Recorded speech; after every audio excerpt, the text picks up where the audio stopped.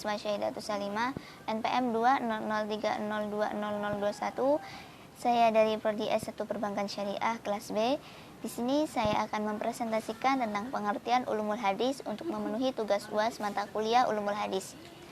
Kata ulumul hadis terdiri dari dua kata, yaitu ulum dan hadis.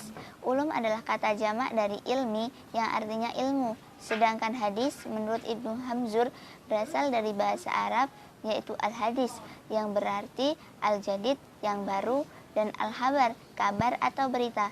Secara harfiah, kata ulumul hadis dapat diartikan sebagai ilmu-ilmu yang membahas tentang hadis Nabi Muhammad SAW. Dan secara etimologi, definisi hadis menurut Muhammad M. Azami berarti komunikasi, kisah, atau percakapan. Dan sedangkan secara terminologis, definisi hadis menurut ulama hadis yaitu segala sesuatu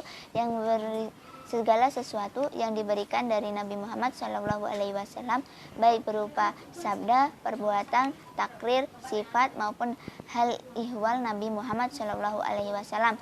Menurut para fuqaha, hadis yaitu segala sesuatu yang ditetapkan Nabi Muhammad SAW yang tidak bersangkut paut dengan masalah-masalah fardu dan wajib. Menurut ahli usul fiqh, hadis adalah segala sesuatu yang disandarkan kepada Nabi Muhammad SAW selain Al-Quran, Al-Karim, baik berupa perkataan, perbuatan maupun takrir Nabi yang bersangkut paut dengan hukum syara. Dalam hasanah ilmu hadis sendiri, istilah hadis sering disebut juga dengan istilah sunnah, habar, dan athar. Sunnah adalah segala sesuatu yang dinukilkan dari Nabi Muhammad SAW, baik berupa perkataan, perbuatan, takrir, pengajaran sifat, kelakuan, perjalanan hidup, baik sebelum Nabi diangkat jadi Rasul ataupun sesudahnya Nabi menjadi Rasul. Habar adalah mencakup segala sesuatu yang berasal dari Nabi Muhammad SAW dan selain Nabi Muhammad SAW. Menurut kebanyakan ulama, athar mempunyai pengertian yang sama dengan habar dan hadis. Namun, athar mempunyai cakupan yang lebih umum dibandingkan yang lainnya. Dan selanjutnya sejarah perkembangan hadis. Sejarah perkembangan hadis merupakan masa atau periode yang telah dilalui oleh hadis dari masa lahirnya, tahun, tumbuh, dan pengenalan, penghayatan, dan pengalaman umat dari generasi ke generasi.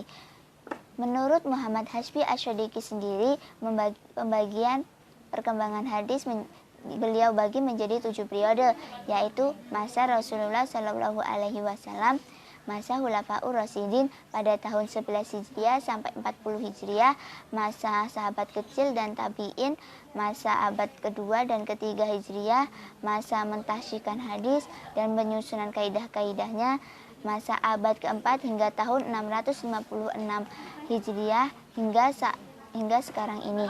Hadis, pembagian hadis. Hadis dibagi menjadi beberapa bagian. Yang pertama, hadis qauli, perkataan, yaitu segala bentuk perkataan atau ucapan yang disandarkan kepada Nabi Muhammad SAW. Yang kedua, hadis fi'li atau perbuatan, yang segala perbuatan yaitu segala perbuatan yang disandarkan kepada Nabi Muhammad SAW yang menjadi anutan perilaku para sahabat pada saat itu dan menjadi keharusan bagi semua umat Islam untuk mengikutinya. Yang ketiga, hadis takriri atau ketetapan, yaitu berupa ketetapan Nabi Muhammad SAW terhadap apa yang datang atau dilakukan oleh para sahabat.